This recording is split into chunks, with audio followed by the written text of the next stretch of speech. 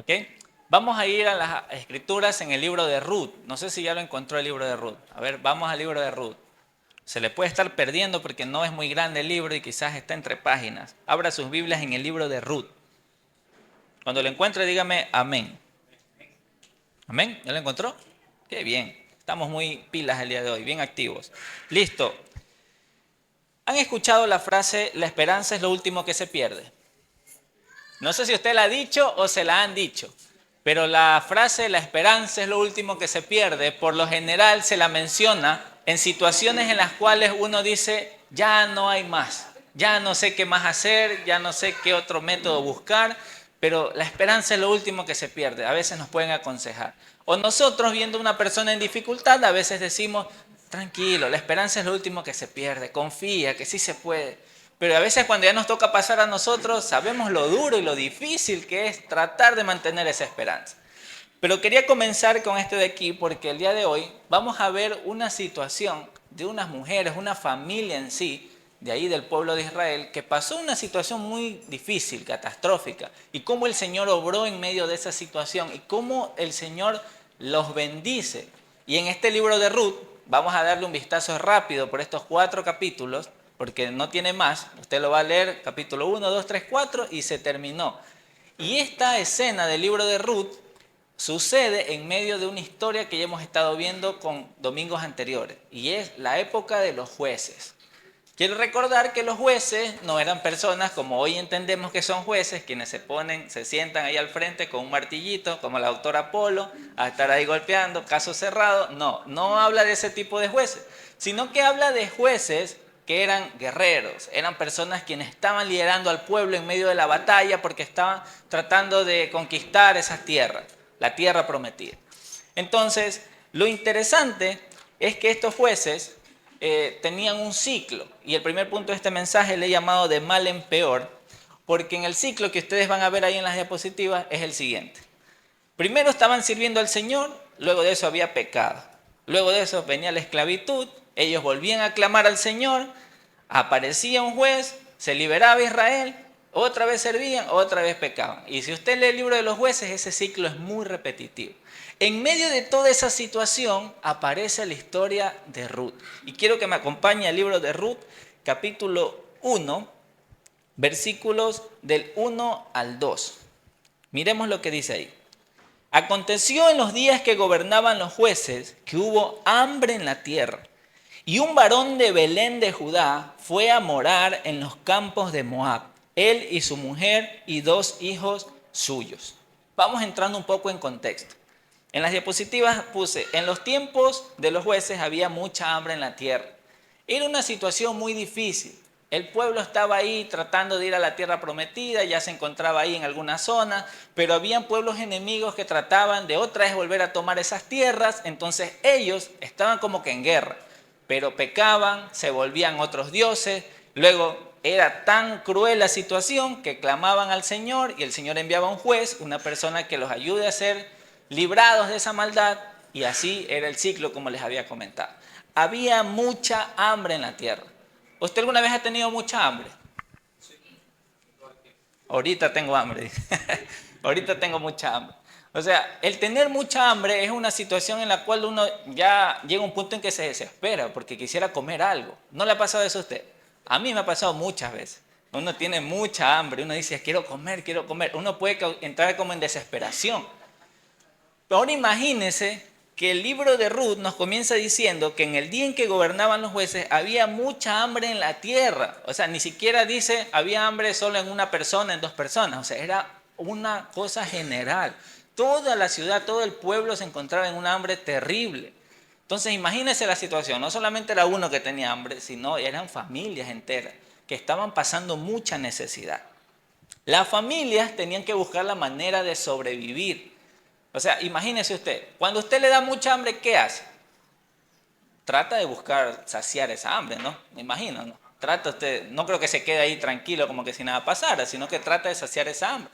Asimismo, las familias en el tiempo de los jueces, que estaban pasando mucha hambre en esa zona, en esa tierra, buscaban la manera de poder ayudar a esas familias. O sea, trataban la manera de sustentar. Yo me imagino las cabezas de hogar, los hombres, buscando la manera de tener algún ingreso, buscando la manera de poder sustentar a su familia. No es muy lejano lo que hoy pasamos. Nosotros estamos en una situación en la cual por lo general más se escucha diciendo no hay trabajo, no hay fuentes de ingresos, la situación está difícil. No sé cuántos de ustedes han dicho esa frase o han escuchado esa frase. Y dicen, no, quédate ahí, quédate en ese trabajo, no te salgas, hazlo de aquí, hazlo de acá. O sea, busca la manera de sustentarte y quédate con lo que tienes porque está muy difícil la situación. Imagínense estas familias en ese tiempo en el cual había mucha hambre en la tierra. Y había esta familia específica, fíjense en el versículo 1 como dice, un varón de Belén de Judá, especifica a dónde pertenecía este varón, fue a morar en los campos de Moab, él y su mujer y 2 hijos suyos. Y aquí ya viene la parte interesante. Como en la tierra en la cual se encontraban no había comida, ellos buscaron la manera de ir a buscar comida a otro lado. Entonces dicen que ellos se fueron a Moab. ¿Qué es Moab o qué es la tierra de Moab? No sé si usted se acuerda que domingos anteriores, en medio de esta serie, hablamos acerca de un personaje llamado Lot. También mencionamos un poco a Lot. Y se habló de que en medio de lo que le sucedió a Lot, pues cuando ya salieron de la ciudad y miró a la mujer para atrás, se convirtió en estatua de sal. Luego de eso, para conservar la descendencia, una de las hijas de Lot pues tuvo intimidad con su padre y nació una nueva generación, y toda esa generación son los moabitas.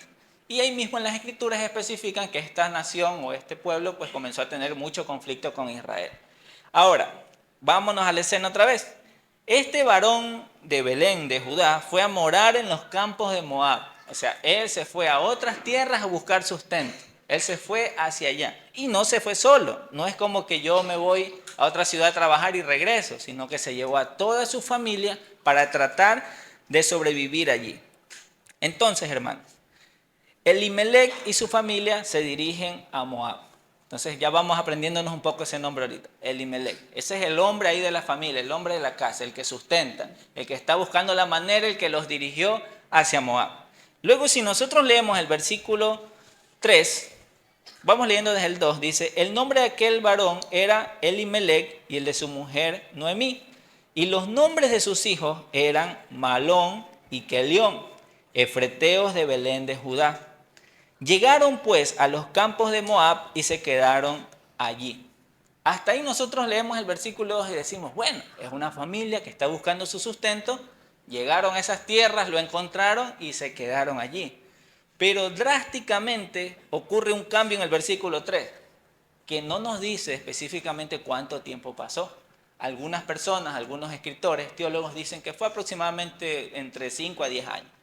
Pero nos dice aquí el versículo 3, y murió Elimelec, marido de Noemí, y quedó ella con sus 2 hijos. Versículo 3.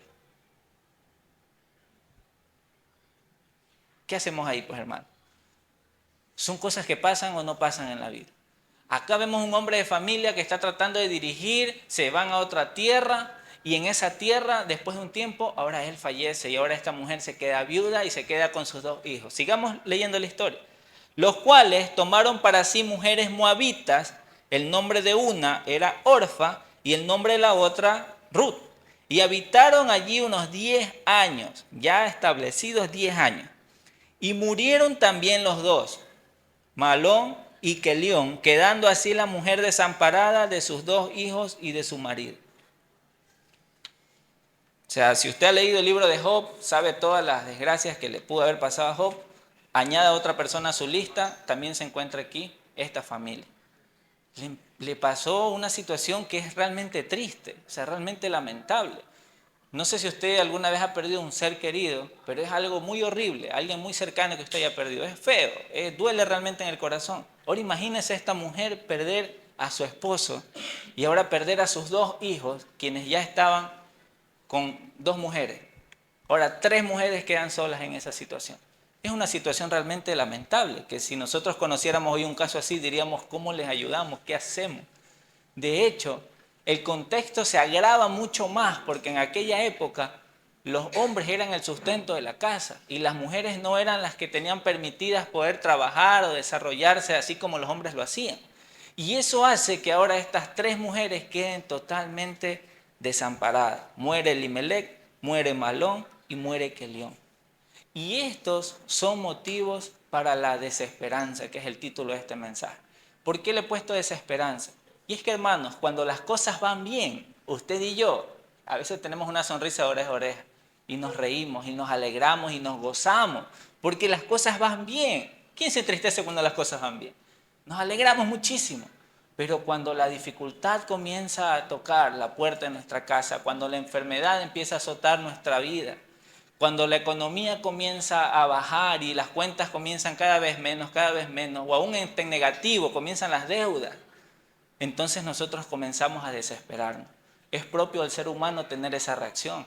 Empezamos a desesperarnos, y esa palabra desesperarse tiene que ver mucho también con la desesperanza. El ya no tener una salida, ya no tener una manera de cómo sobrellevar ese asunto. Entonces acá tenemos 3 mujeres que se quedan desamparadas en esta situación. Pero ¿cuál es el motivo de tu desesperanza? Es la pregunta que quiero hacerte en esta mañana. ¿Cuáles son los motivos que el día de hoy tú tienes para poder decir, ya no sé qué más hacer? De verdad que yo intentaba hacer esto, intentaba hacerlo de acá, pero una y otra vez siguen saliendo mal las cosas, Intento emprender esto y se cae, intento emprender lo otro y se cae. En el trabajo hago esto y no me resulta. En los estudios estudio y no saco las notas que yo quisiera. No sé si les ha pasado eso, a mí me pasaba mucho. Pero hermanos, en serio, usted puede decir, pero yo me alimento bien, yo hago todo lo posible para cuidarme, pero igual hay una enfermedad de por medio. Hermanos, las dificultades nos azotan, nos están respirando la nuca, como muchas veces dicen, están ahí atrás de nosotros. Hay dificultades y el Señor Jesús lo dijo, lo vamos a pasar. Pero el punto está en cómo vamos a afrontar esas dificultades, cómo vamos a afrontar esa desesperanza, qué vamos a hacer en medio de eso. Acá el Señor nos permite tener en su palabra el ejemplo de estas 3 mujeres quienes pasaron una situación realmente horrible. Trate de ponerse en sus zapatos, trate de ponerse en su lugar. Salieron de su tierra, de su pueblo, porque no había qué comer y ahora van a una tierra que no conocen, la tierra de Moab. Comienzan a tratar de sobrellevar una vida, se muere el esposo y ahora se mueren los 2 hijos. Me trato de imaginar a Noemí totalmente devastada, tratando de sobrellevar ese asunto porque ahora tiene a 2 nueras allí. ¿Y ahora qué va a hacer? Y eso es lo que las Escrituras nos muestran a lo largo de este libro. ¿Qué sucede con estas mujeres? ¿Qué pasa con ellas aún en medio de las dificultades? Y la pregunta que yo me hago para usted y para mí es, ¿qué pasa conmigo en medio de las dificultades? ¿Cómo reacciono? ¿Qué hago? ¿Hacia dónde me dirijo? Si bien es cierto, las dificultades me pueden azotar por arriba, por abajo, por todos lados, ¿cómo yo voy a reaccionar ante eso? ¿Cómo yo voy a actuar cuando realmente me sucedan cosas que yo no planifiqué, que yo no esperaba? Porque muchas veces las cosas que nos suceden no es necesariamente por algo que hagamos hecho, sino que es porque simplemente así es la vida. Es como que usted diga, no, es que yo salí a la calle para que me roben. Usted no sale a la calle para que le roben, sino que hay personas quienes tienen maldad en su corazón también, quienes cometen este tipo de cosas. No es que usted no sale a la calle para doblarse el pie, para que lo atropelle un carro, o sea, ese tipo de cosas uno no se programa para eso, pero a veces hay situaciones o dificultades que suceden y tenemos que aprender en Dios cómo actuar. Ahora, en medio de lo que les estaba mencionando, Ruth 1, 6 al 10, quiero que se den cuenta cómo se sigue desarrollando esta historia. Entonces se levantó con sus nueras y regresó de los campos de Moab, porque oyó en el campo de Moab que Jehová había visitado a su pueblo para darles pan. O sea, acá Noemí dice, bueno, la situación que nos está pasando es terrible, pero yo ya me he enterado, ha llegado a mis oídos que en nuestra tierra Dios lo está volviendo a bendecir. Así que es necesario que nos vayamos para allá. Mire lo que sucede. Salió pues, versículo 7, del lugar donde había estado y con ella sus 2 nueras. Y comenzaron a caminar para volverse a la tierra de Judá. Y Noemí dijo a sus 2 nueras, andad, volveos cada una a la casa de su madre.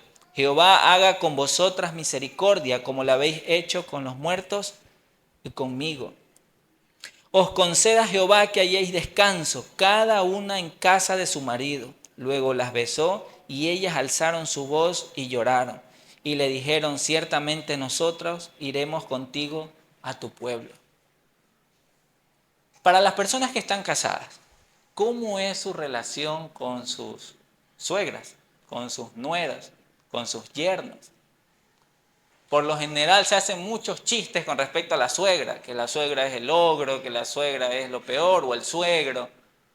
Pero más allá de los chistes que nos pueden sacar una sonrisa de vez en cuando, el hecho está en que Dios ha diseñado la familia de tal manera que haya armonía, haya unidad, haya amor en medio de todas esas personas que se relacionan allí. Y acá nosotros podemos ver el ejemplo de una mujer quien, a pesar de que ha perdido a su esposo y a sus hijos, está pensando en sus nueras. Está poniéndose en su lugar y está buscando la manera de que ellas no se queden ahí sin hacer nada, sino que piensen en ellas y les dice, ¿saben qué? Acá parece que hay, ya el Señor está bendiciendo, así que vámonos para allá. Y dice que cuando ya empezaron a caminar, hay muchos autores que dicen que Noemí no es que se las quería llevar a la tierra, sino que no quería que se queden en ese lugar, sino que se vayan a su tierra nuevamente, porque eso es lo que vamos a ver más adelante. Porque acá Noemí les dice, vuélvanse cada una a la casa de su madre. ¿Cuál era la tierra de estas mujeres? Moab. Entonces, lo que Noemí está diciendo, yo me voy a ir, ustedes quédense acá, pero no aquí donde estábamos viviendo, sino váyanse donde su mamá. Regresen donde su familia. Vayan hacia allá. Pero dice que todas ellas alzaron la voz y lloraron y le dijeron, nosotros iremos realmente contigo. El versículo 15, si usted lee más adelante, porque si no nos tomamos toda la mañana leyendo Ruth, dice, y Noemí le dijo, he aquí tu cuñada se ha vuelto a su pueblo y a sus dioses, vuélvete tú tras ella. Voy a explicar un poco esto de aquí porque parece que algo pasó en medio. ¿Qué es lo que sucedió? Aquí lo que sucede es que Noemí les comienza a dar argumentos en medio de su desesperanza, razones lógicas por las cuales no es bueno que ellas la acompañen a Noemí. Entonces Noemí le comienza a decir, mira, ¿sabes qué? Por gusto vienen conmigo. Estoy hablando en Luis habla hoy, ¿no? Por gusto vienen conmigo porque yo ya soy vieja y aun si yo me casare con otro hombre, va a tomar mucho tiempo hasta que tenga un bebé y ustedes puedan casarse con ese hijo. Así que yo les aconsejo que ustedes vayan y se regresen a sus tierras. En medio de esa situación, una de las nueras le dice, está bien, yo sí me voy. Y eso es lo que sucede en el versículo 14. Orfa besó a su suegra, mas Ruth se quedó con ella. Noemí le dijo a Ruth, ándate tú también. O sea, ya mírala a tu cuñada, ella ya se está regresando a su tierra, es lo mejor que puedes hacer.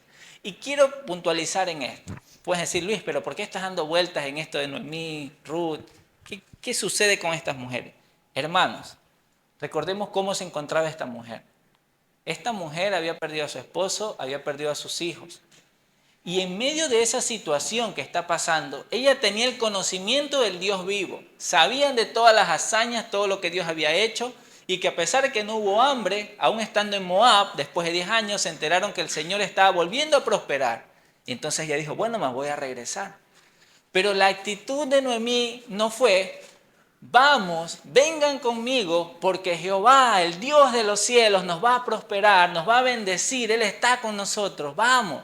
La actitud de Noemí en medio de su desesperanza fue, vuelvan a sus dioses, vayan a su tierra, vayan con su familia.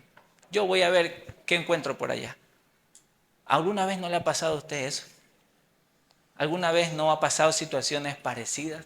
Que usted teniendo todo el conocimiento de Dios y pudiéndole decir a otra persona, vamos, acércate al Señor. Yo sé que estás pasando situaciones difíciles, pero el Señor va a estar contigo. Vamos, adelante. Muchas veces nosotros nos quedamos callados. Nos quedamos como que si no pasara nada y nos ahogamos y nos encerramos en nuestro problema. Noemí estaba como tratando de hacer eso. Ella quería evitar que sus dos nueras se encontraran en esa situación. Ya quería que vuelvan a sus tierras, vuelvan con su familia, para que ellas ya encuentren allá la paz y la tranquilidad. Pero Noemí en ningún momento les hace la invitación de, vamos a la tierra de Jehová. vamos porque el Señor está bendiciendo, vamos para que podamos aprender de Él. No. Y eso es algo que nos sucede en medio de la desesperanza. No vemos más allá, porque Noemí tenía la teoría, sabía y les había dicho, yo sé que en mi tierra están prosperando, ya el Señor está bendiciendo, está dando pan. De hecho, Belén significa casa de pan. Y eso es algo maravilloso. Pero Noemí no actuó de esa manera. No lo dijo. Pero en medio de eso, el Señor le quería dar una lección a Noemí. Y creo que también a nosotros el día de hoy. Aparece esta mujer llamada Ruth. Y le dice lo siguiente en el segundo punto de este mensaje. Esperanza. Ruth 1, 16 al 18. Respondió Ruth: no me ruegues que te deje y que me aparte de ti, porque a donde quiera que tú fueres, iré yo, y donde quiera que vivieres, viviré. Tu pueblo será mi pueblo, y tu Dios será mi Dios. Donde tú murieres, moriré yo, y allí seré sepultada. Así me haga Jehová, y aún me añada, que solo la muerte hará separación entre nosotras dos. Y viendo Noemí que estaba tan resuelta a ir con ella, no dijo más. O sea, el plan de Noemí de que las dos nueras regresen a sus tierras con sus dioses, con su familia, con Ruth no le funcionó. De alguna manera, Dios había obrado en el corazón de Ruth para que pueda tener una actitud en la cual ella iba a ser quien iba a acompañar a Noemí en medio de su soledad. Y esto es algo que a mí me asombra muchísimo, porque esta mujer llamada Ruth no era israelita, no era alguien que había sido criada con las costumbres, con toda la ley, no, era moabita. Pero a raíz de que se casó con un israelita, algo en medio de toda la vida que llevaron, tuvo que haber aprendido del Dios de Israel, de las hazañas que hizo, de cómo los liberó de Egipto, de cómo les dio pan en medio del desierto, les dio córnices. O sea, eso hizo que en el corazón de Ruth le haga, por medio de la gracia de Dios, responder de esta manera. No, yo voy a ir allá y ese pueblo va a ser mi pueblo y ese Dios va a ser mi Dios. Y yo voy a estar contigo ahí. Y solo la muerte podrá separarnos, ninguna otra cosa más. Y eso a mí personalmente me asombra muchísimo, porque siendo moabita, ella decidió poner su confianza en el Dios de Israel.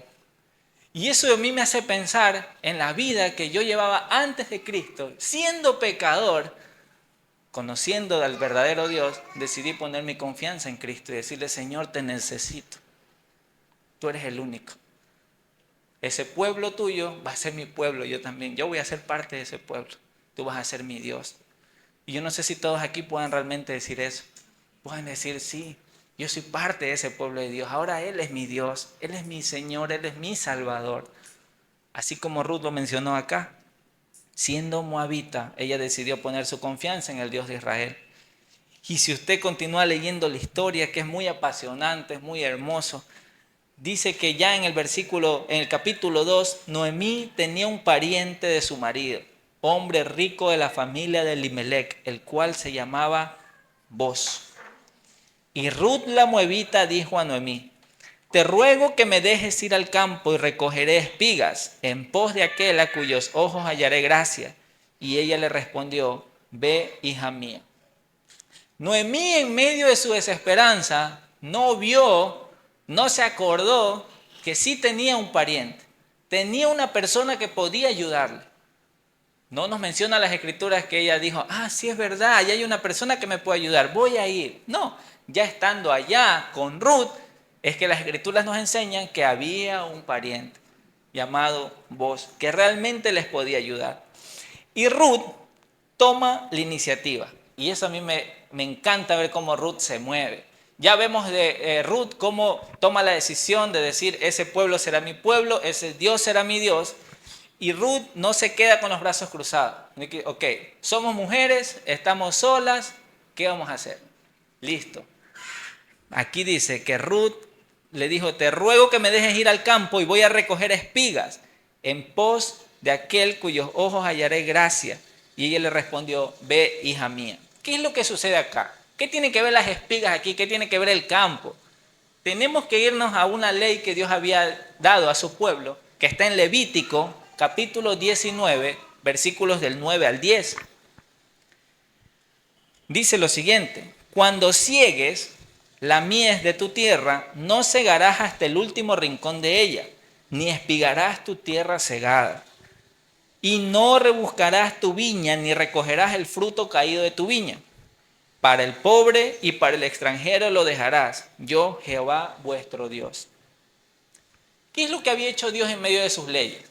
Que todas las personas que tenían todas sus tierras, con todos sus sembríos, ellos no tenían que coger todo, el 100%, sino que tenían que ir dejando algo para que los extranjeros, para que los pobres se puedan acercar y ellos mismos puedan tomar un poco de esos frutos para ellos.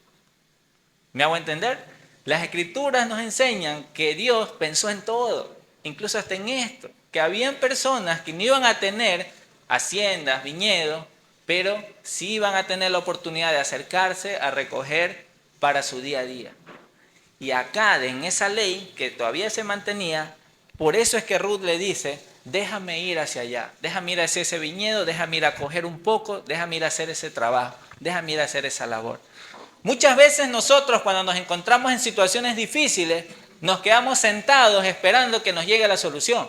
¿No le ha pasado eso a usted? A mí a veces me ha pasado. Ya a veces estoy tan sin ganas de nada que digo, ya no quiero hacer nada.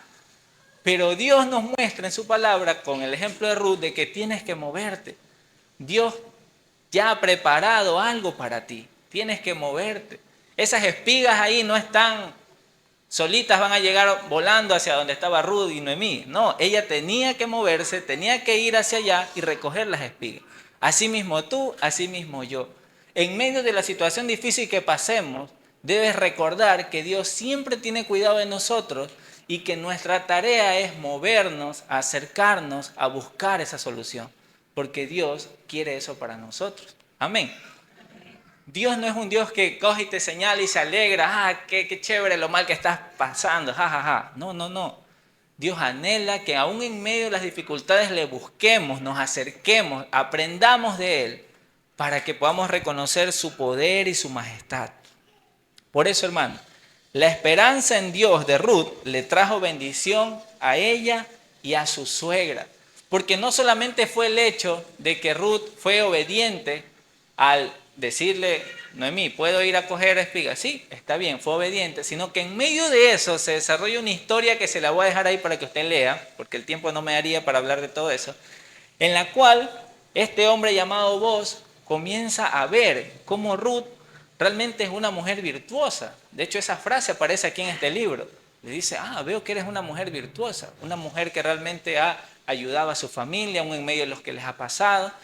Y en el tercer punto de este mensaje, le he llamado pariente redentor, para poder leer un poco lo que las escrituras dicen. Vámonos a Ruth, capítulo 4, versículos del 8 al 10. Ruth, capítulo 4, versículos del 8 al 10. Entonces el pariente dijo a Boaz: tómalo tú. Y se quitó el zapato.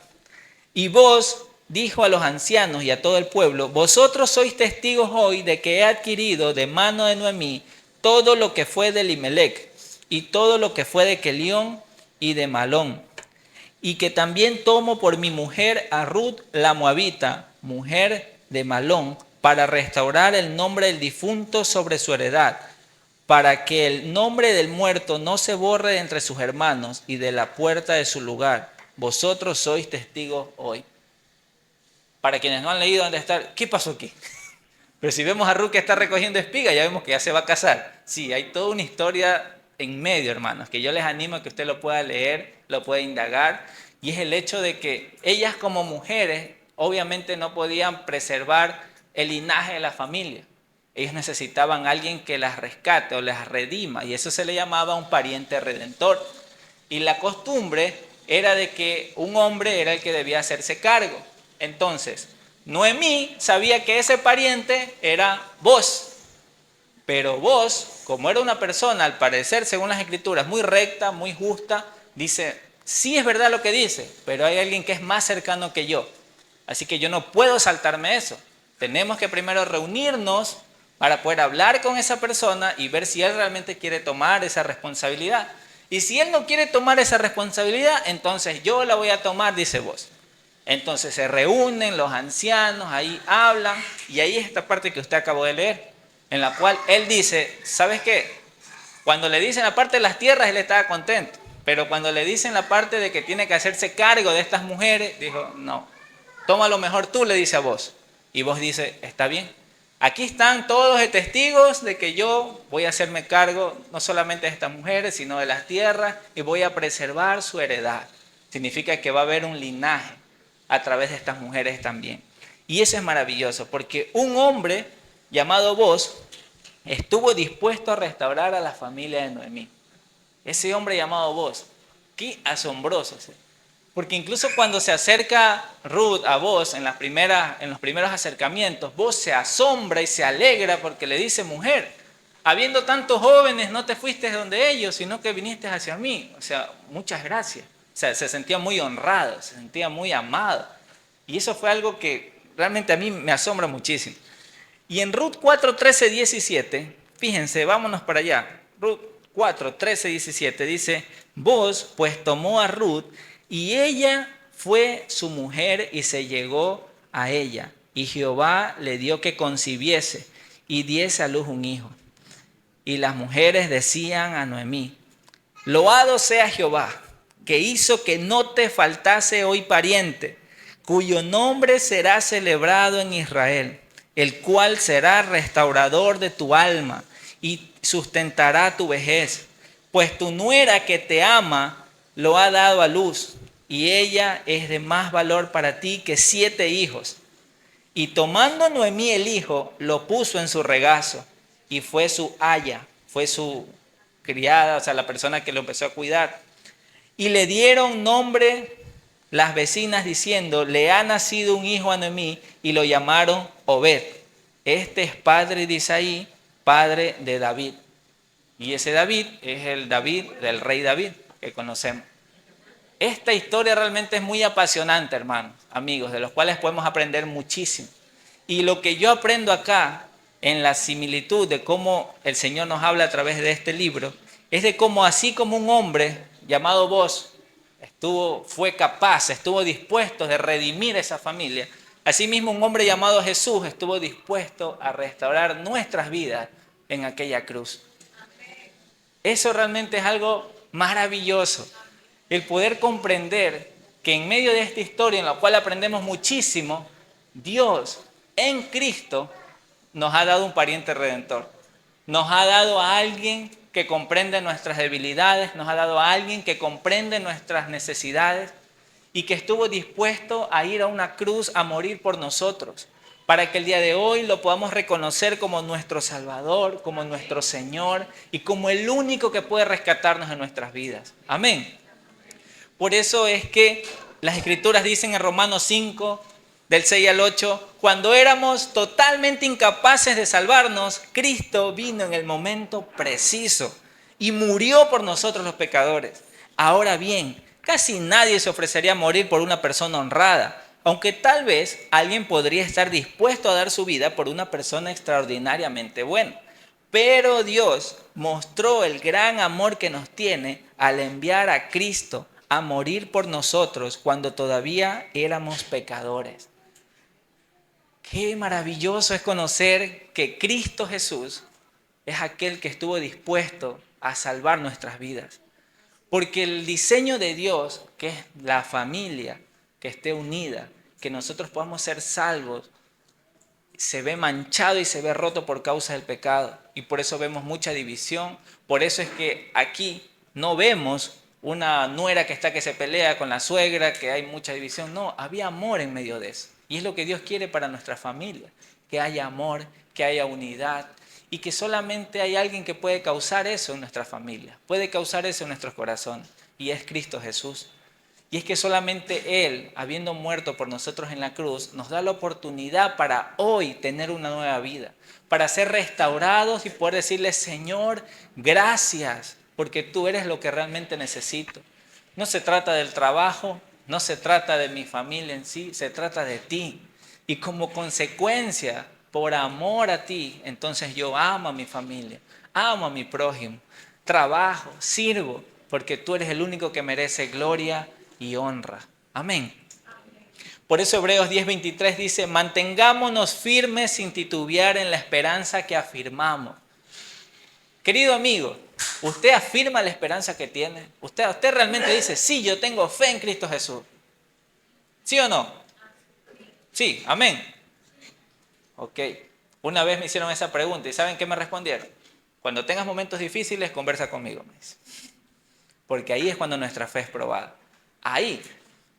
Entonces, ahí es un rotundo sí, sí, Señor, aquí sí realmente tengo esperanza. Y si ahí empezamos a tambalear, no tenga temor, es parte del proceso, es parte del proceso. Pero necesitamos aprender a confiar, porque si el Señor nos ha dado esperanza, no es una esperanza que se desvanece, es una esperanza que permanece, que está firme, que es fiel en el único objeto llamado Cristo Jesús. Pero por causa del pecado nos tambaleamos, por causa del pecado flaqueamos, por causa del pecado nos desesperamos, como les decía al inicio, cuando vemos las cuentas en el banco que están bajando, cuando vemos que la salud está siendo afectada, cuando ya nos duele la espalda, nos duele la rodilla, cuando ya nos duele todo, decimos, Señor, ya no sé ni qué hacer. Entonces ahí realmente se prueba la esperanza que usted dice tener. Porque la Escritura dice, mantengámonos firmes sin titubear. Dice titubear es sin estar de un lado para el otro, mantenerse recto, mirando hacia el galardón, hacia la meta, que es Cristo Jesús. Mantengámonos firmes, porque se puede confiar en que Dios cumplirá su promesa. A mí lo que me asombra de esta historia, hermanos, y con esto termino, es que ni Noemí tenía la fe y la esperanza que tenía Ruth. Y eso que Noemí era la israelita. Y Ruth era la moabita. En otras palabras, como para que entendamos, la que asiste todos los días a la iglesia y está que ora, y la del mundo. La persona que ahí está que peca, ahí tiene sus problemas y sus dificultades. Esa persona terminó teniendo más fe que la otra persona que tenía conocimiento desde chiquito. Hermanos, ¿de cuáles vamos a ser nosotros? Nuestra tarea es ser de aquellos que tienen esperanza. Por eso le puse desesperanza, para que le quiten la des y se queden con esperanza. Por eso tomemos buenas decisiones en medio de la desesperanza. Tomemos buenas decisiones en medio de la desesperanza. ¿A qué me refiero con esto? Hermano, le prometo que usted va a pasar situaciones difíciles. Y si ya las está pasando, ya se cumplió. ¿Sí ve? Le prometo que va a pasar situaciones difíciles, pero su tarea y mi tarea es tomar buenas decisiones en medio de esa desesperanza. Recordar cuál es la esperanza que tengo en Cristo, quién es el que me cuida, quién es el que me ayuda y seguir, porque eso es lo que Dios quiere para mí. Amén. Amén. Entonces démosle gracias al Señor por este tiempo.